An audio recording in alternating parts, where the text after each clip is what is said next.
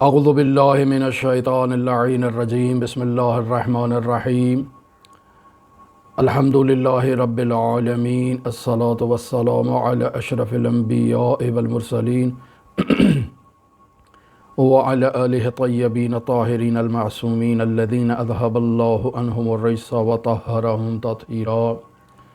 اللہم صلی علی محمد وآل محمد اللہم اخرجنا من الظلمات الوہم واکرمنا بنور الفہم اللہم افتح علینا ابواب رحمتک وانشر علینا خزائن علومک برحمتک یا ارحم الراحمین۔ قال رسول اللہ صلی اللہ علیہ وآلہ وسلم بعثت لأتمم مکارم الاخلاق۔ کتاب شریف معراج السعادہ کے درس کا سلسلہ دوبارہ آغاز کر رہے ہیں، اور اس کتاب کے ہم پہلے جو دروس دے چکے ہیں وہ ہمارے یوٹیوب چینل پر موجود ہیں۔ جو مومنین اس سے پہلے ہماری معراج السعادہ کی کلاس میں شریک نہیں ہوئے وہ ان دروس کو وہاں سے سماعت کر سکتے ہیں، سن سکتے ہیں، اور یہ انہی دروس کا تسلسل ہے، لہٰذا وہ ابتدائی دروس آپ کے اذہان میں ہونا بہت ضروری ہیں۔ جن افراد نے وہ دروس نہیں سنے وہ ان درسوں کو سن لیں، اور یہ آگے جو درس آج ہم آغاز کر رہے ہیں غالباً 21واں درس ہے معراج السعادہ کا۔ 20ویں درس میں ہم نے عدالت کی اقسام میں سے پہلی قسم کو بیان کیا۔ آج کوشش کریں گے دوسری اور تیسری قسم کو آپ کی خدمت میں بیان کریں۔ اس سے پہلے ہمارے دروس واٹس ایپ کے ذریعے سے آن لائن ہوا کرتے تھے، اور ابھی یہ پہلا تجربہ کر رہے ہیں، اور ابھی یہ سلسلہ جو ہے وہ آغاز کر رہے ہیں اس گوگل میٹ کے ذریعے سے، اور امید ہے کہ یہ کامیاب جائے گا، اور تمام وہ مؤمنین جو اس سے پہلے ہمارے درسوں کو سنا کرتے تھے وہ بھی شریک ہوں گے، اور انشاءاللہ سب کے لیے مثمر ثمر واقع ہوگا۔ عدالت کی 3 اقسام جو ہیں وہ بیان کی گئی ہیں کتاب شریف معراج السعادہ میں۔ پہلی قسم میں یہ بیان کیا گیا کہ بندوں اور خالق کے درمیان عدالت برقرار ہونی چاہیے، مساوات برقرار ہونی چاہیے، یعنی اللہ نے انسان کو یہ زندگی عطا کی ہے، اللہ نے انسان کو کمالات عطا کیے ہیں، اللہ نے انسان کی زندگی کی جو ضروریات ہیں انہیں پورا فرمایا ہے۔ ہر لمحے اللہ نے انسان پر اپنی نعمات اسے عطا کی ہیں، اور بے شمار نعمات، بے شمار درجات، بے شمار عظیم مراتب خداوند متعال نے انسان کو عطا کیے ہیں۔ انسان کی زندگی میں خوشی کے لمحات موجود ہیں، انسان کی زندگی میں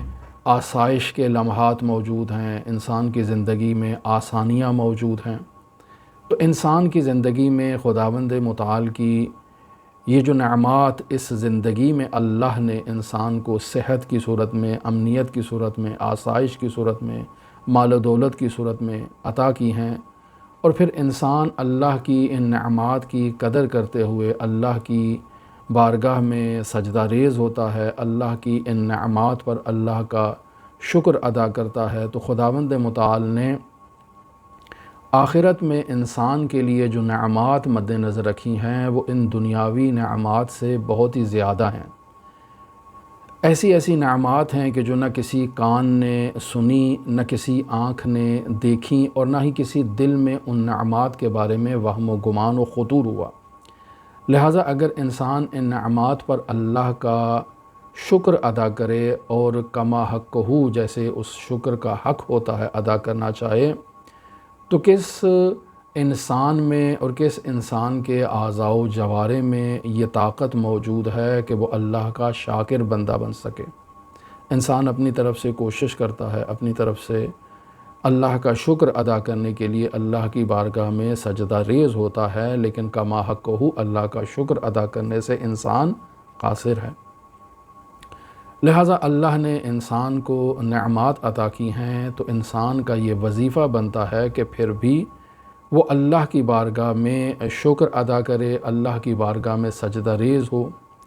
عبادات انجام دے، اور جو وظائف اللہ نے اس انسان کے سپرد کیے ہیں ان وظائف کو یہ انسان ادا کرے۔ لہٰذا یہ انسان اسی انداز میں اللہ کی ان نعمات پر اللہ کا شکر ادا کر سکتا ہے، اور انہی شکر ادا کرتے ہوئے یہ انسان اللہ کی بارگاہ میں سرخرو ہو سکتا ہے۔ یہ اس کا وظیفہ ہے کہ یہ اللہ کی بارگاہ میں شکر ادا کرے اور اپنے وظیفے پر عمل کرے۔ لہٰذا یہ انسان اپنے وظیفے پر عمل کرتا ہے تو یہ اللہ کی بارگاہ میں اللہ کا حق ادا کرتے ہوئے جہاں تک اس کی توان میں ہے، جہاں تک اس کی گنجائش میں ہے، یہ اللہ کا شکر ادا کرتا ہے۔ اللہ کی بارگاہ میں اطاعت اور فرمانبرداری کے ذریعے سے یہ انسان اللہ کا شاکر بندہ بنتا ہے، اور اس اعتبار سے اللہ کی بارگاہ میں عدالت کا اظہار کرتا ہے۔ عدالت کی دوسری قسم جو آج بیان کی جائے گی اور آج کے درس سے متعلق ہے، وہ یہ ہے کہ انسان لوگوں کے درمیان مساوات کرے، یعنی ایک انسان کا دوسرے انسان پر جو حق ہے اس حق کو انسان ادا کرے۔ یہ حقوق کی ادائیگی، یعنی ایک انسان کا دوسرے انسان کا حق ادا کرنا، یہ بھی انسان کا وظیفہ ہے کہ وہ اس حق کو ادا کرتے ہوئے اپنے وظیفے کو ادا کرے۔ یہ مساوات ہے، یعنی انسان حق ادا کرے اور حقوق کی ادائیگی کرنا، یعنی انسان کو اگر اللہ تبارک و تعالیٰ کی جانب سے جو ایک انسان کے دوسرے انسان پر حقوق اللہ تبارک و تعالیٰ نے بیان کر رکھے ہیں، یہ انسان ان حقوق کو ادا کرتا ہے، اور اس اعتبار سے یہ انسان اللہ کی بارگاہ میں اور بندوں کی بارگاہ میں عدالت کا اظہار کرتا ہے۔ لہٰذا حقوق کی ادائیگی میں مثلاً بطور مثال ایک انسان کے پاس کسی دوسرے انسان نے امانت رکھوائی ہے، تو یہ انسان اس کی امانت کو واپس کر دے تو یہ اس کا حق ادا کرنا کہلائے گا۔ اگر انسان کسی دوسرے انسان کے ساتھ کوئی معاملہ انجام دیتا ہے، کوئی لین دین کا کام کرتا ہے، کوئی کاروبار کرتا ہے، تو اس معاملے میں انسان عدل و انصاف سے کام لیتا ہے، یہ بھی حق کی ادائیگی ہے۔ انسان اپنے بزرگوں کا، اپنے بوڑھوں کا، اپنے بڑوں کا احترام کرتا ہے، یہ بھی حق کی ادائیگی ہے۔ ایک انسان کسی مظلوم کی فریاد رسی کرتا ہے، داد رسی کرتا ہے، اس کی مدد کرتا ہے، یہ بھی حق کی ادائیگی ہے۔ ایک انسان کسی کمزور کی مدد کرتا ہے اور کسی طاقتور سے اس کمزور کا حق اسے دلوانے میں اس کا معاون اور مددگار بنتا ہے، تو یہ بھی حق کی ادائیگی ہے۔ لہٰذا حقوق کی ادائیگی، یہ عدالت انسان کا دوسرے انسان کے حق کو ادا کرنا، یہ عدالت کہلائے گا، اور یہ ایک مومن کا، ایک مسلمان کا دوسرے مسلمان پر حق ہے۔ انسان اپنے حق پر راضی ہو، جو انسان کے حقوق اللہ تبارک و تعالیٰ نے بیان کر دیے ہیں، انسان اپنے حقوق پر راضی ہو اور کسی دوسرے پر ظلم نہ کرے، یہی عدالت ہے، اور یہی عدالت کی دوسری قسم ہے جسے آج ہم آپ کی خدمت میں بیان کرنا چاہتے ہیں۔ انسان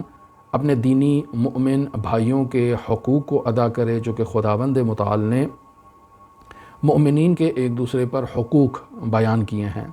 لہٰذا ہر شے کو اس کی مناسب جگہ پر رکھنا، ہر انسان کو اس کا مناسب حق دینا، یہ عدالت کہلائے گی، اور اس عدالت کی دوسری قسم سے متعلق ہماری آپ کے ساتھ گفتگو ہے۔ مرحوم مجلسی رحمۃ اللہ علیہ کتاب شریف بحار الانوار ہے، جلد نمبر 74 ہے، صفحہ نمبر 236 ہے، اور حدیث نمبر 36 کے تحت ایک روایت کو بیان فرما رہے ہیں کہ جس میں ارشاد ہوتا ہے للمسلم علی اخیہ ثلاثون حقا، کہ ایک مسلمان کے دوسرے مسلمان بھائی کے اوپر جو ہیں وہ 30 حق ہیں۔ لا براءۃ لہ منہا الا بالاداء او العفو، کہ ان حقوق کی جو ہے وہ گلو خلاصی ان سے اس وقت تک نہیں ہو سکتی جب تک ان حقوق کو ادا نہ کیا جائے، اور اگر انسان ان حقوق کو جو دوسرے مسلمان بھائی سے متعلق ہیں انسان اگر ادا نہ کر سکے تو پھر انسان اس سے حلالیت کا تقاضا کرے، اس سے انسان رضامندی کا تقاضا کرے، اس کو راضی کرے تاکہ وہ انسان سے راضی ہو جائے، اور اس طرح سے انسان اس کا حق ادا کرے، اور اللہ کی بارگاہ میں جو انسان کو گلو خلاصی ہونی ہے وہ انسان کی گلو خلاصی ہو جائے۔ یعنی مومن بھائیوں کے ایک دوسرے پر یہ 30 حقوق جب تک ایک مومن ادا نہیں کرے گا بری الذمہ نہیں کہلائے گا۔ لہٰذا بری الذمہ ہونے کے 2 راستے ہیں۔ پہلا راستہ یہی ہے کہ انسان اس حق کو ادا کرے، اور اگر وہ حق ادا نہیں کر سکتا تو جو حق تلف ہو گیا ہے اس تلف شدہ حق پر انسان اپنے بھائی سے رضامندی لے، اس کو راضی کرے۔ وہ 30 حقوق کیا ہیں؟ یہاں روایت میں وہ 30 حقوق بیان کیے گئے ہیں۔ مثلا سب سے پہلے بیان کیا گیا ہے یغفر ذلتہ، یعنی اگر وہ کوئی غلطی کر لیتا ہے مسلمان بھائی تو اس کی اس کوتاہی کو، اس غلطی کو معاف کر دینا، یہ اس کا حق ہے۔ ہمارے گھروں میں ہمارے جو سگے بھائی ہیں، ہمارے جو دوست احباب ہیں، اگر ان سے کوئی غلطی ہو جاتی ہے، ہمارے حق میں کوئی ناانصافی کرتے ہیں، تو یہ اسلام ہمیں اس کا حق بتا رہا ہے کہ ہم اس کو معاف کر دیں، ہم عفو و درگزر سے کام لیں، اور اس کو اس غلطی پر ہم سزا نہ دیں، اس کے ساتھ عتاب نہ کریں، اس کے ساتھ جو ہے وہ سختی سے پیش نہ آئیں، بلکہ اس کو عفو و درگزر سے کام لیں اور اس کو معاف کر دیں۔ یہ اس کا حق ہے، اور اگر ہم نے اس حق کو ادا نہیں کیا تو خداوند متعال کے بارگاہ میں ہماری بھی گرفت ہوگی کہ اس کا حق تھا کہ تم اسے معاف کر دو اور تم نے اسے معاف نہیں کیا۔ لیکن افسوس ہمارے معاشرے میں یہ چیز دیکھی جاتی ہے کہ حتیٰ سگے بھائیوں کے درمیان جو ہے وہ چھوٹی چھوٹی باتوں پر ایسی رنجشیں ایجاد ہو جاتی ہیں جو سالوں سال جاری رہتی ہیں، قطع تعلق کا باعث بنتی ہیں، دوریوں کا باعث بنتی ہیں، کدورتوں کا باعث بنتی ہیں، دشمنیوں کا باعث بنتی ہیں، اور انسان اس دنیا سے چلا جاتا ہے لیکن اپنے بھائی کے اس غلطی پر اسے معاف کرنے کے لیے تیار نہیں ہے۔ لہٰذا یہ پہلا حق امام علیہ الصلوۃ والسلام بیان فرما رہے ہیں، یغفر ذلتہ، اس کی جو لغزش ہے اس لغزش پر اسے معاف کر دیا جائے۔ دوسرا حق کیا فرما رہے ہیں؟ دوسرا حق فرما رہے ہیں وَيَرْحَمُ عَبْرَتَهْ، یعنی وہ کسی مشکل میں پیش آ گیا ہے تو انسان اس مشکل میں جا کر شریک ہو، یعنی اگر اس پر کوئی غم آیا ہے، کوئی مصیبت آئی ہے تو انسان اس کے غم میں شریک ہو، یعنی اگر وہ کسی جگہ بیٹھ کر آنسو بہا رہا ہے، اپنے غم میں غمگین ہے، تو دوسرے مسلمان مومن کا یہ حق ہے کہ وہ جائے اپنے بھائی کے غم میں شریک ہو اور اس کے غم میں جا کر اس کو تسلی دے۔ ہمارے معاشرے میں کہ ہم ایسے حقوق ایک دوسرے کے ادا کرتے ہیں، اس بات پر ہمیں توجہ کرنی چاہیے۔ پھر فرما رہے ہیں وَيَسْتُرُ عَوْرَتَهْ، یعنی اس میں کوئی عیب موجود ہے اور مجھے اس عیب کا علم ہو گیا ہے، تو میرا یہ وظیفہ ہے کہ میں اس عیب کو دوسروں کے سامنے چھپاؤں، دوسروں کے سامنے اس عیب کو بیان نہ کروں۔ لہٰذا اگر میں اس عیب کو برملا اعلان کرتا ہوں تو اس کا مطلب یہ ہے کہ میں نے اس کے حق کو پامال کر دیا ہے، اس کے حق کو ضائع کر دیا ہے۔ لہٰذا یہ بہت ہی ضروری ہے کہ ہم ایک دوسرے کے جو عیب ہیں ان عیب پر پردہ پوشی کریں، ان عیب پر جو ہے وہ پردہ ڈالیں، ان عیبوں کو چھپائیں۔ حتیٰ یہ جو روایت ہے کہ المؤمن مرآۃ المؤمن، مومن مومن کے لیے آئینہ ہے، تو اس میں جو تشریح کی گئی ہے علماء کی جانب سے وہ تشریح انہی الفاظ کے ساتھ کی گئی ہے کہ جس طرح ایک انسان آئینے کے سامنے کھڑا ہوتا ہے تو یہ آئینہ انسان کو خوبصورتی بھی دکھاتا ہے اور بدنمائی بھی دکھاتا ہے، یعنی اگر انسان کے وجود پر کوئی عیب موجود ہے تو آئینہ اس عیب کو دکھائے گا، لہٰذا انسان اس عیب کو مشاہدہ کرتا ہے اور اس عیب کو دیکھتے ہوئے انسان اپنی اصلاح کرتا ہے۔ یعنی مومن جب دوسرے مومن کے سامنے آتا ہے تو وہ عین اسی عیب کو دکھاتا ہے جو اس مومن میں موجود ہوتا ہے، اس کے علاوہ جو ہے وہ کسی اور چیز کو اس کے اندر نہیں دکھاتا۔ یعنی آئینے کا کام یہ ہوتا ہے کہ عین اسی چیز کو دکھائے جو موجود ہے، اس کے علاوہ کسی چیز کو نہ دکھائے۔ یعنی اگر بالفرض انسان کے چہرے پر ایک چھوٹا سا تل موجود ہے تو آئینے کا کام یہ ہے کہ اسی تل کو دکھائے، اس کو بڑھا چڑھا کے نہ دکھائے۔ یعنی اگر وہ ایک دانے کے برابر ہے تو اس کو چنے کے دانے میں تبدیل نہ کرے، اس کو ایک بڑے دائرے میں تبدیل نہ کرے، فقط اسی مقدار میں دکھائے جس مقدار میں وہ ہے۔ پس آئینے کا کام ذرے بین کا کام نہیں ہے، یعنی بڑھا کر چڑھا کر بیان کرنا نہیں ہے۔ لہٰذا ایک مومن جب دوسرے مومن کے سامنے آتا ہے تو وہ مومن اپنے دوسرے مومن بھائی کے اس عیب کو اس کے سامنے بیان کرتا ہے تاکہ وہ اپنی اصلاح کر سکے، لیکن آئینہ ہرگز جو ہے وہ اعلان نہیں کرتا، جار نہیں دیتا، یعنی اعلان نہیں کرتا ہے، بات کو پھیلاتا نہیں ہے، لوگوں کے سامنے اس کی تشہیر نہیں کرتا، صرف اس کو دکھاتا ہے جو آئینہ دیکھنے والا ہے۔ لہٰذا یہاں جو یہ فرمایا جا رہا ہے وَيَسْتُرُ عَوْرَتَهُ، کہ مومن دوسرے مومن کے عیب کو چھپائے، یہ اس کا حق ہے۔ اگر اس کے عیب کو برملا اعلان کر دیا جائے، معاشرے میں اعلان کر دیا جائے، مسجد کے لاؤڈ سپیکر پر اعلان کر دیا جائے، آپس میں ایک دوسرے کے ساتھ نشست و برخاست میں اگر ہم بیٹھے ہیں تو اس عیب کو لوگوں کے سامنے بیان کر دیں، تو یہ گناہ ہے، در واقع اس مومن بھائی کے حق تلفی کے مترادف ہے، یعنی اس کا حق تلف کیا گیا ہے، اور خداوند متعال ایسے انسان کو معاف نہیں کرے گا جو دوسرے مومن بھائی کے حق کو ضائع کر دے۔ اور پھر ارشاد فرماتے ہیں وَيَقِيلُ أَثْرَتَهُ، یعنی اگر وہ مومن کسی مشکل میں ہے تو اس مشکل میں اس کا سہارا بننا، یہ دوسرے مومن کی ذمہ داری ہے۔ عزیزان محترم، یہ جو حقوق بیان کیے جا رہے ہیں یہ سگے بھائیوں میں تو بدرجہ اولا ہیں، لیکن یہاں صرف سگے بھائی کی طرف اشارہ نہیں ہے بلکہ دوسرے لوگوں کی طرف بھی اشارہ ہے کہ معاشرے میں جو دوسرے افراد موجود ہیں ان کے حق کو بھی اسی طرح سے ادا کیا جائے، ان کی بھی اسی طرح سے مشکل کشائی کی جائے، اسی طرح سے ان کے جو ہیں وہ عیبوں کو چھپایا جائے۔ لہٰذا فرما رہے ہیں کہ مومن اگر کسی مشکل میں ہے تو دوسرے مومن بھائی کا یہ ذمہ ہے، یہ وظیفہ ہے کہ اس کے عیب کو چھپائے۔ اور پھر فرماتے ہیں وَيَرُدُّ غَیبَتَهُ،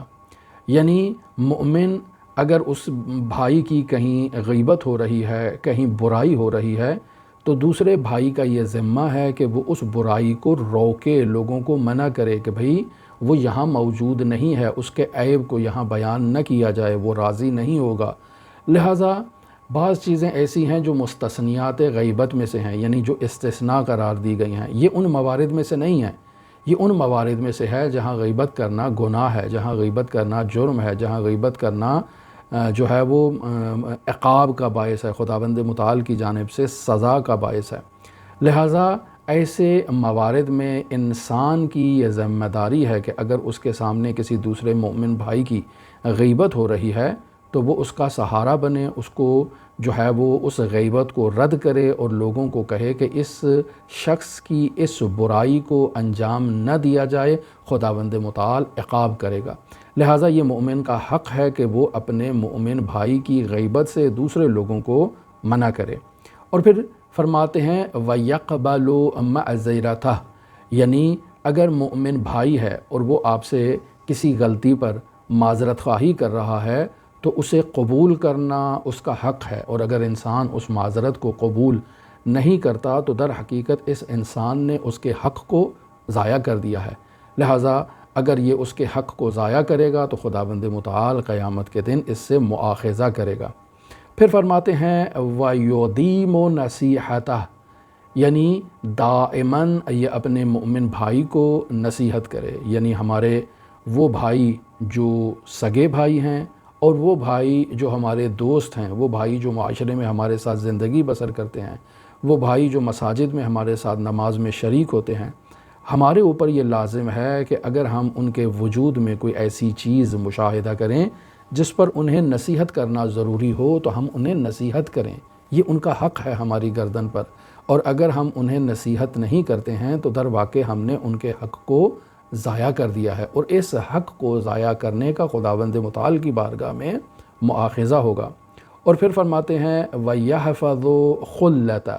یعنی مومن اور دوسرے مومن بھائی کے درمیان جو ایک القاء ہے، جو ایک محبت ہے، جو ایک دوستی ہے، اس مومن کا یہ ذمہ ہے، یہ وظیفہ ہے کہ اپنے دوسرے مومن بھائی کے ساتھ اس دوستی کو قائم و دائم رکھے، اس کو منقطع نہ کرے۔ یہ دوستی جو قائم ہو چکی ہے، اس کی جو بنیاد ہے وہ امیر المومنین علی ابن ابی طالب علیہ آلاف و تحیت و ثنا کی ولایت ہے، امیر المومنین کی محبت ہے۔ لہٰذا اس محبت اور اس ولایت پر استوار دوستی کو انسان کا یہ وظیفہ ہے کہ قیامت تک اسے جاری رکھے، اپنی زندگی میں اسے ہرگز منقطع نہ کرے۔ اور پھر فرماتے ہیں وَيُرَاعَ ذِمَّتَهُ، یعنی اس کے جو حقوق ہیں جو میرے ذمے ہیں، جو میں نے ادا کرنا ہے، تو میرا یہ وظیفہ بنتا ہے کہ میں اپنے مومن بھائی کے انہی حقوق، جو 30 حقوق میں آپ کی خدمت میں بیان کر رہا ہوں، روایت کے ذیل میں ان حقوق کو انسان ادا کرے، یہ اس کا حق ہے۔ وَيَعُودُ مَرَضَتَا، یعنی اگر وہ مومن بھائی بیمار ہو جاتا ہے تو میرا یہ وظیفہ ہے کہ میں اس کی عیادت کے لیے اس کے گھر جاؤں۔ اگر وہ ہاسپٹل میں ہے تو میرا یہ وظیفہ بنتا ہے کہ میں ہاسپٹل جاؤں، اس کے اہل خانہ سے اس کے بارے میں احوال پرسی کروں۔ اگر میں اس کی احوال پرسی سے بڑھ کر کوئی اس کی مدد کر سکتا ہوں تو یہ میرا وظیفہ ہے کہ میں اس کی مدد کروں۔ یہ حقوق ہیں عزیزان محترم۔ اور پھر فرما رہے ہیں فرما رہے ہیں وَيَشْهَدُ مَيَّتَهُ، یعنی اگر وہ اس دنیا سے رخصت ہو جاتا ہے، اس کا انتقال ہو جاتا ہے، تو یہاں میرا وظیفہ بنتا ہے کہ میں اپنے مومن بھائی کے جنازے میں شریک ہوں اور جا کر اس کی تشییع کروں، اس کی گواہی دوں کہ میں نے اس سے صرف خیر ہی خیر کو دیکھا ہے۔ اللہم انا لا نعلم منہ الا خیرا، اے میرے پروردگار میں اس سے صرف اور صرف خیر ہی کا جو ہے وہ میں نے مشاہدہ کیا ہے، اور وہ خیر امیر المومنین علی ابن ابی طالب علیہ آلاف و تحیت و ثنا کی ولایت ہے۔ تو مولا میں اس سے ایک مومن جانتا ہوں، میں اس کی ولایت کی گواہی دیتا ہوں کہ یہ مومن تھا، یہ شیعہ تھا، اور اے میرے پروردگار اگر اس کی زندگی میں کوئی غلطیاں ہیں، کوئی کوتاہیاں ہیں تو اے میرے پروردگار تو ان غلطیوں کو، ان کوتاہیوں کو معاف فرما۔ اور پھر فرماتے ہیں وَيُجِيبُ دَعْوَتَ، یعنی اگر وہ مومن آپ کو دعوت دیتا ہے تو اس کی دعوت کو اجابت کرنا، دعوت کو قبول کرنا یہ وظائف میں سے ہے۔ لہٰذا اگر انسان دعوت سے انکار کرتا ہے تو گویا کہ اس کے حق کو پامال کر دیا ہے، اور قیامت کے دن اس کا سوال کیا جائے گا کہ تم نے مومن کی دعوت کو قبول کیوں نہیں کیا۔ ہاں اگر اس دعوت کو قبول کرنے کے کچھ ایسے مفاسد موجود ہوں، کچھ ایسے نقصانات موجود ہوں جو انسان کی زندگی پر آئیں، تو پھر انسان اس کا انکار کر سکتا ہے۔ یہ ایک الگ ٹاپک ہے، یہ ایک الگ موضوع ہے۔ لہٰذا انسان کو جو اس کا مومن ہے، بھائی ہے، اس کی دعوت کو ایکسیپٹ کرنا چاہیے، قبول کرنا چاہیے، اور بلا وجہ کسی کی دعوت کا انکار نہیں کرنا چاہیے۔ لہٰذا فرماتے ہیں وَيَقْبَلُ حَدِيَّةَ، یعنی اگر وہ مومن بھائی آپ کو کوئی تحفہ دیتا ہے تو آپ کا یہ وظیفہ ہے کہ آپ اس تحفے کو قبول کریں۔ آپ کو معلوم ہے کہ یہ حلال مال سے تہیہ کیا گیا، خریدا گیا تحفہ ہے۔ آپ کو معلوم ہے کہ آپ کا مومن بھائی جو ہے وہ حلال و حرام کی رعایت کرتا ہے، نیکی کی رعایت کرتا ہے، پاکیزگی کی رعایت کرتا ہے، اللہ کے قوانین کی رعایت کرتا ہے۔ تو ایسی صورتحال میں ہمارا یہ وظیفہ بنتا ہے کہ اگر وہ ہمیں ہدیہ دیتا ہے، تحفہ دیتا ہے، تو ہم اس تحفے کو قبول کریں۔ اب اگر انسان نے تحفہ قبول کر لیا تو اب یہ انسان کی بھی ذمہ داری بنتی ہے کہ وہ بھی متقابلاً اپنے بھائی کو تحفہ دے۔ اب فرماتے ہیں وَيُكَافِئُ الصِّلَةَ، یعنی اس کے احسان اور نیکی کا بدلہ دے۔ وہ جو ہدیہ اس نے ہمیں دیا ہے اور ہم نے اس ہدیے کو قبول کیا ہے، تو اب جو ہے وہ اس احسان کا، اس نیکی کا بدلہ دینے کا وقت آ چکا ہے، اور انسان اب اس بدلے کو احسن انداز میں ادا کرے۔ هَلْ جَزَاءُ الْإِحْسَانِ إِلَّا الْإِحْسَانُ، احسان کا بدلہ انسان کو احسان ہی کے ساتھ جو ہے وہ چکانا چاہیے۔ اور پھر فرماتے ہیں وَيَشْكُرُ النِّعْمَةَ، یعنی اس نے جو انسان کو ہدیہ دیا، جو اس نے انسان کو نعمت سے نوازا ہے، تو انسان اس کا شکر ادا کرے۔ حضرت امام علی ابن مصر رضا علیہ آلاف و تحیت و ثنا کا وہ معروف جملہ کہ جس میں حضرت فرماتے ہیں کہ اگر کوئی شخص مخلوقات میں منعم کا شکریہ ادا نہیں کرتا تو اس نے اللہ کا شکر ادا نہیں کیا۔ من لم یشکر المنعم من المخلوق لم یشکر اللہ عز وجل، جس نے مخلوقات میں منعم کا شکریہ ادا نہیں کیا تو اس نے اللہ کا شکریہ ادا نہیں کیا۔ پس وہ شخص کہ جو ہمیں نعمت سے نوازتا ہے، ہمیں تحفہ دیتا ہے، ہمیں دعوت دیتا ہے، اور ہم اس کے تحفے کو قبول کرتے ہیں، اس کی دعوت کو قبول کرتے ہیں، تو اب ہمارا یہ وظیفہ بھی بنتا ہے کہ ہم اس کا شکریہ بھی ادا کریں تاکہ اس کے اس حق کی ادائیگی ہو سکے۔ اور پھر حضرت فرماتے ہیں وَيَحْسِنُ نُصْرَتَ، اور اس کی مدد کرے۔ یعنی مومن جب کسی ایسی مشکل میں آ چکا ہے کہ جس مشکل کو برطرف کیا جا سکتا ہے میری مختصر سی کوشش کے نتیجے میں، مختصر سی کاوش کے نتیجے میں، تو یہاں میرا وظیفہ ہے کہ میں اس کی اس جو مشکل ہے اس مشکل کو برطرف کروں، اس کی مدد کروں، اس پر احسان کروں۔ وَيَحْفَظُ حَلِيلَةَ، اور اس کی جو عزت ہے، جو اس کی آبرو ہے، جو اس کی ناموس ہے، اس کی حفاظت کرنا یہ بھی میرا وظیفہ بنتا ہے۔ وہ میرا بھائی ہے تو اس بھائی کی عزت و ناموس میری عزت و ناموس ہے، لہٰذا اس کا احترام کرنا، اس کی پاسداری کرنا یہ میرے وظائف میں سے ہے۔ وَيَقْضِي حَاجَةَ، اور پھر حضرت فرماتے ہیں کہ اگر وہ کوئی حاجت لے کر آتا ہے تو اس کی حاجت روائی کرنا یہ بھی میرے وظائف میں سے ہے۔ وَيَشْفَعُ مَسْأَلَةَ، اور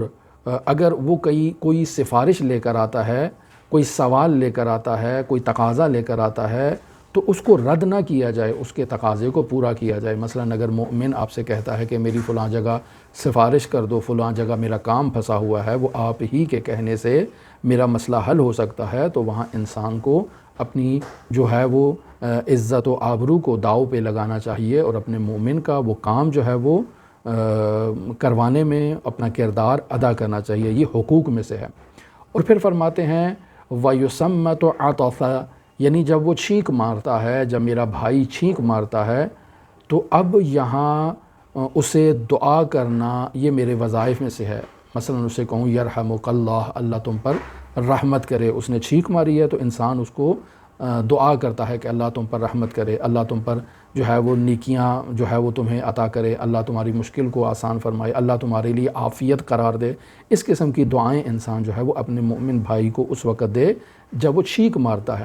اور پھر فرماتے ہیں وَيُرْشِدُ الضَّالَّةَ، یعنی اگر اس کی کوئی چیز گم ہو گئی ہے تو میں اس کو تلاش کرنے میں اس کی مدد کروں، اس کی رہنمائی کروں۔ عزیزان محترم، یوں تو جو انسان کی اشیاء گم ہو جاتی ہیں تو مرحوم آیت اللہ بہجت رحمۃ اللہ علیہ کی وہ دعائیہ کلمات جو روایات سے وہ بیان کرتے ہیں، اصبحت فی امان اللہ و امسیت فی جوار اللہ، اس گمشدہ چیز کو تلاش کرنے کے لیے انسان اپنی زبان پر ان کلمات کو جاری رکھے تو اس کے نتیجے میں خداوند متعال اس کی گمشدہ چیز کو اسے ملا دیتا ہے۔ لہٰذا اگر انسان اپنے مومن بھائی کی گمشدہ چیز کو تلاش کرنے میں اس کی مدد کرتا ہے، اس کے ساتھ تعاون کرتا ہے، تو یہ اس کا حق ہے دوسرے مومن بھائی کے اوپر۔ لہٰذا حقوق کی ادائیگی میں انسان اپنے مومن بھائی کا اس طرح سے حق ادا کرے، اور اگر حق ادا نہیں کرے گا تو قیامت کے دن خداوند متعال سوال کرے گا۔ پھر حقوق میں بیان فرما رہے ہیں وَيَرُدُّ سَلَامَهُ، یعنی وہ مومن بھائی جب آ کر آپ کو سلام کرتا ہے تو اس کے سلام کا جواب دینا یہ اس کا حق ہے۔ لہٰذا سلام کرنا جو ہے وہ مستحب ہے، تو اس کا جواب دینا لازم ہے، انسان کے اوپر لازم ہے کہ وہ اس کا جواب دے، یہ چونکہ حقوق میں سے ہے۔ اور پھر فرماتے ہیں وَيُطَيِّبُ كَلَامَهُ، کہ اس سے اچھی گفتگو کرے، یعنی انسان جب کسی مومن بھائی کے سامنے بیٹھتا ہے تو اچھی گفتگو کرتا ہے، نیک گفتگو کرتا ہے، پاکیزہ گفتگو کرتا ہے، اچھے کلمات کا استعمال کرتا ہے کسی سے گفتگو کرتے ہوئے۔ اور پھر فرماتے ہیں وَيَبُرُّ إِنْعَامَهُ، یعنی اس کے احسان کی انسان جو ہے وہ قدر کرے۔ اس نے کوئی احسان کیا ہے تو انسان اس کے اس احسان کو جو ہے وہ حقیر شمار نہ کرے۔ بس اوقات انسان کے ساتھ اگر کوئی نیکی کرتا ہے، کوئی احسان کرتا ہے تو انسان اس کو اپنے لیے جو ہے وہ اہانت تصور کرتا ہے، کہتا ہے میری شان میں گویا کہ گستاخی ہو گئی ہے، یعنی گویا کہ مجھے ذلیل کرنے کی کوشش کی گئی ہے، جبکہ ایسا نہیں ہے۔ جب کوئی کسی کے ساتھ احسان کرتا ہے تو یہ ضروری نہیں ہے کہ احسان کرنے والا ایک نیگیٹو سوچ کے ساتھ کسی کے اوپر احسان کرے، بلکہ وہ واقعاً صدق کے دل کے ساتھ احسان کر رہا ہے، صدق کے دل کے ساتھ وہ کسی کے ساتھ خلوص کا اظہار کر رہا ہے، تو انسان کو اس کی قدر کرنی چاہیے۔ پھر فرماتے ہیں وَيُصَدِّقُ أَقْسَامَهُ، یعنی میرا مومن بھائی اگر قسم اٹھاتا ہے کسی مسئلے کے اوپر تو مجھے اس کی قسم کی تصدیق کرنی چاہیے، مجھے اس کا انکار نہیں کرنا چاہیے، مجھے قبول کر لینا چاہیے کہ یہ جو بات کہہ رہا ہے اور اس بات کو کہنے کے لیے اس نے قسم اٹھائی ہے تو یہ بالکل سچی بات کہہ رہا ہے، جھوٹ نہیں کہہ رہا، کوئی غلط بیانی سے کام نہیں لے رہا ہے۔ پھر فرماتے ہیں وَيُوَالِي أَوَلِيَّ، یعنی دوست کے ساتھ بھی جو ہے نا وہ انسان دوستی کرتا ہے۔ یہ ایک مشہور جو مقولہ ہے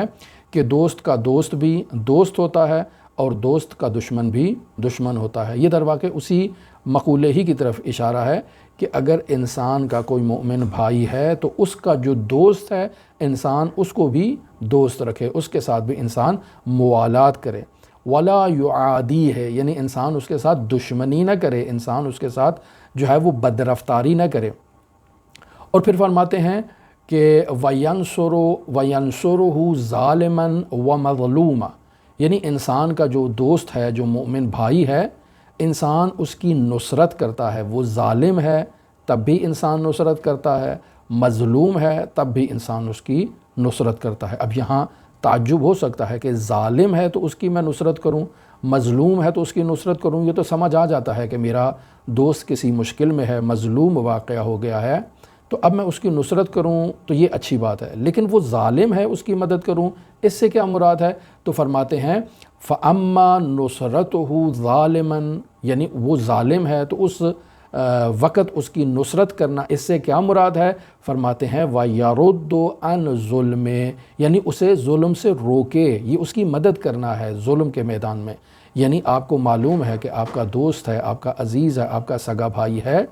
وہ کسی دوسرے کے اوپر ظلم کر رہا ہے، ناانصافی کر رہا ہے، تو آپ اس کا ہاتھ پکڑ لیں، آپ اس کو روکیں، اس کو منع کریں، اس کو کہیں کہ یہ کام انجام نہ دو، چکے یہ کام انجام دینے سے خداوند متعال کا غضب تمہارے اوپر ہوگا، میں تمہارے اس کام سے راضی نہیں ہوں، میں تمہارا دوست ہوں، لہٰذا تمہیں اچھی بات کی طرف نصیحت کرتا ہوں کہ یہ ظلم کرنا قبیح ہے اور خداوند متعال کو ایسے قبیح کام پسند نہیں ہیں، لہٰذا میں اسے ظلم کرنے سے روکوں۔ فَأَمَّا نُصْرَتُهُ مَظْلُومًا، لیکن جب وہ مظلوم واقعہ ہوا ہے تو اس وقت اس کی مدد کرنا، اس سے کیا مراد ہے؟ فرماتے ہیں فَيُعِينُهُ عَلَىٰ أَخْذِ حَقِّهِ، کہ جو اس کا حق اس سے چھینا جا رہا ہے، میں وہ حق اسے واپس لوٹانے میں اس کی مدد کروں، اس کے ساتھ تعاون کروں۔ پھر فرماتے ہیں وَلَا يُسْلِمُهُ، اور اسے دشمن کے حوالے نہ کروں، یعنی میرا بھائی ہے اور میں جانتا ہوں کہ اس کا فلاں شخص دشمن ہے، تو میں اسے اس کے دشمن کے حوالے نہ کروں۔ بس اوقات ہوتا ہے کہ انسان کہیں اپنے جو مفادات کی خاطر جو ہے وہ اپنے دوستوں کو یا اپنے بھائیوں کو فروخت کر دیتا ہے دشمنوں کے ہاتھوں، تو یہ خلاف مروت ہے، یہ خلاف انسانیت ہے، یہ خلاف حقوق مسلم ہے، اور اس کے اوپر جو ہے وہ جب تک انسان اس سے حلالیت طلب نہیں کرے گا خداوند متعال کی بارگاہ میں اس سے براءت نہیں ہوگی۔ اور آخری حق جیسے حضرت یہاں فرما رہے ہیں وَلَا يَخْذُلُهُ، اور اسے جو ہے وہ تنہا بے یار و مددگار ہرگز ہرگز نہ چھوڑا جائے۔ اب یہ تمام جو حقوق یہاں بیان کیے ان کے مد مقابل ایک جامع حق بیان کیا جا رہا ہے کہ جو تقریباً تمام کو شامل ہو سکتا ہے۔ اس میں کیا فرما رہے ہیں وَيُحِبُّ لَهُ مِنَ الْخَيْرِ مَا يُحِبُّ لِنَفْسِهِ، یعنی انسان جو اپنے لیے اچھا تصور کرتا ہے وہی چیز انسان اپنے بھائی کے لیے بھی اسی کو مد نظر رکھے، جو چیز انسان خود کے لیے اچھی سمجھتا ہے اپنے بھائی کے لیے بھی اسی چیز کو، اچھی چیز کو انتخاب کرے، اختیار کرے، پسند کرے۔ وَيَكْرَهُ لَهُ مِنَ الشَّرِّ مَا يَكْرَهُ لِنَفْسِهِ، یعنی جس چیز کو انسان اپنے لیے برا تصور کرتا ہے، پسند نہیں کرتا ہے، اسی چیز کو انسان اپنے بھائی کے لیے بھی پسند نہ کرے اور اس کو اس سے دفع کرے۔ بس یہ دوسرا جو عدالت کی قسم ہو گئی کہ ایک مسلمان کا دوسرے مسلمان پر کیا حق ہے۔ 30 حقوق امام علیہ الصلوۃ والسلام نے بیان فرمائے، اور ان 30 حقوق کے آخر میں 2 چیزیں بطور جامع فرما دیں کہ جو چیز انسان خود اپنے نفس کے لیے پسند کرتا ہے وہ اپنے بھائی کے لیے بھی پسند کرے، یعنی اپنے بھائی کو اپنے نفس کی جگہ پر رکھے، اور جو چیز انسان اپنے لیے بری محسوس کرتا ہے عین اسی چیز کو انسان اپنے بھائی کے لیے بھی برا محسوس کرے۔ پس یہ چیز ہو گئی جامع۔ اب یہاں تیسری قسم جو عدالت کی ہے، مختصر سی قسم ہے، اس کو آپ کی خدمت میں بیان کر کے گفتگو کو ختم کرتے ہیں۔ فرماتے ہیں زندہ افراد اور مرحوم افراد کے درمیان عدالت کا برقرار ہونا، یعنی میں زندہ ہوں اور وہ افراد جو اس دنیا سے رخصت ہو چکے ہیں، چاہے میرے بھائی ہیں، چاہے میرے عزیز و اقارب ہیں، چاہے میرے والدین ہیں، ذوی الحقوق ہیں، ہمسائے تھے، کوئی بھی معاشرے میں مسجد میں شریک ہونے والا، نماز میں شریک ہونے والا مومن ہے تو وہ مرحوم ہے، اس دنیا سے رخصت ہو چکا ہے۔ میرے جو زندہ ہوں اور وہ جو اس دنیا سے رخصت ہو چکا ہے، میرے اور اس کے درمیان بھی ایک حقوق ہیں، ایک عدالت کا سلسلہ ہے جسے برقرار رکھنا نہایت ہی ضروری ہے۔ لہٰذا کیا ہے وہ حقوق کیا ہیں کہ مثلا وہ انسان جو اس دنیا سے رخصت ہو گیا ہے اس کے اوپر کوئی قرض تھا، تو میرا یہ وظیفہ بنتا ہے کہ جہاں تک میرے لیے ممکن ہے میں اس کے قرض کو ادا کروں۔ اگر تو وہ میرا بہت ہی قریبی ہے، یعنی ذوی الحقوق میں سے ہے، میرا سگا بھائی ہے، میرا والد ہے، میری ہمشیرہ ہے، تو پھر واجب ہے کہ میں اس کے ان قرضوں کو ادا کروں۔ یہ اخلاقی اعتبار سے میرا وظیفہ بنتا ہے۔ لیکن اگر مسجد والا ہے، کوئی معاشرے میں رہنے والا کوئی دوسرا فرد ہے، کوئی میرا دوست ہے، تو یہاں پر بھی انسان کا یہ وظیفہ بنتا ہے کہ جہاں تک وہ ممکن ہو سکتا ہے اس کے قرضوں کو ادا کرنے میں انسان اپنا کردار ادا کرے۔ ایک دفعہ کردار یہ ہے کہ انسان اس کا قرض ادا کر دیتا ہے، ایک دفعہ کردار یہ ہے کہ انسان اس کا قرض تو ادا نہیں کرتا، لیکن اس کے مقروض کو، اس کے جو شخص اس سے طلبگار ہے، اس سے جا کر گفتگو کرتا ہے، اس کو راضی کرتا ہے کہ وہ اپنا قرض اس کو معاف کر دے۔ یہ بھی بالآخر ہے اس کے قرض کو ادا کرنے کے زمرے میں آتا ہے۔ پھر اگر وہ شخص جس نے اس دنیا سے رخصت ہو گیا ہے، اس کا انتقال ہو گیا ہے، لیکن اس نے کوئی وصیت کی تھی، تو اب میرا یہ وظیفہ بنتا ہے کہ میں اس کی وصیت کو پورا کرنے میں اپنا کردار ادا کروں۔ اور پھر اس مرحوم کی نسبت میرا حق ایک یہ بھی ہے کہ میں اس کے لیے صدقہ دیا کروں، میں اس کے لیے دعا کیا کروں۔ وہ اس دنیا سے رخصت ہو چکا ہے، اس کا نامہ اعمال اس دنیا میں بند ہو چکا ہے، لیکن میں اس کے لیے حمد و ثنا کی قرأت کر سکتا ہوں۔ میں اس کے لیے جو ہے وہ مستحب اعمال کو انجام دے سکتا ہوں۔ حضرات اہل بیت کی زیارت جب میں پڑھ رہا ہوں تو میں اس کو بھی اس زیارت میں شریک قرار دے سکتا ہوں۔ کوئی بھی مستحب عمل انجام دے رہا ہوں تو اس مستحب عمل میں اس کو شریک قرار دے سکتا ہوں۔ حتیٰ انسان اپنے واجب اور مستحب اعمال دونوں کو جو ہے وہ انسان ایک سے زائد افراد کو جو اس دنیا سے رخصت ہو چکے ہیں انسان ہدیہ کر سکتا ہے۔ اس پر فقہا کا فتویٰ موجود ہے۔ اس سے انسان کو بھی اپنے واجب اور مستحب اعمال کا صلہ ملے گا، اور وہ افراد جو اس دنیا سے رخصت ہو چکے ہیں انہیں بھی اس کا اجر و ثواب ملے گا۔ یہاں یہ نیابتی عمل نہیں ہے بلکہ ہدیہ کرنا ہے۔ مثلا انسان نے 2 رکعت نماز فجر پڑھی ہے، نماز فجر کو پڑھنے کے بعد، ادا کرنے کے بعد خداوند متعال کی بارگاہ میں یہ کہتا ہے کہ اے میرے پروردگار، میں اپنی اس واجب نماز کو اپنے مرحوم والد کو یا مرحوم والدہ کو یا فلاں دوست کو ہدیہ کرتا ہوں، تحفہ دیتا ہوں، تو اس سے انسان کو بھی اس کا اجر ملے گا اور اس مرحوم کو بھی اس کا اجر و ثواب ملے گا۔ اور اسی طرح سے انسان اپنے زندگی کے تمام مستحب اور واجب اعمال کو ہدیہ دے سکتا ہے۔ ایک سے زائد مرحومین کی لیے انسان کو بھی اس کا اجر ملے گا اور ان مرحومین کو بھی اس کا اجر ملے گا۔ انسان جب بھی دعا کے لیے ہاتھ اٹھائے تو جہاں انسان اپنے عزیز و اقارب کے لیے دعا کرتا ہے وہاں معاشرے میں موجود دوسرے مؤمنین کے لیے بھی انسان دعا کرے۔ خوب یہ عدالت کی 3 اقسام تھیں جسے مرحوم ملا احمد نراقی نے کتاب شریف معراج السعادہ میں بیان کیا۔ ہم نے اسے آپ کی خدمت میں بیان کر دیا ہے۔ دعا گو ہیں خداوند متعال ہمیں ان پر عمل کرنے کی توفیق عطا فرمائے۔ آپ مؤمنین میں سے کسی کو اگر کوئی سوال ہو تو وہ مجھ سے سوال کر سکتے ہیں۔ جزاکم اللہ انشاءاللہ۔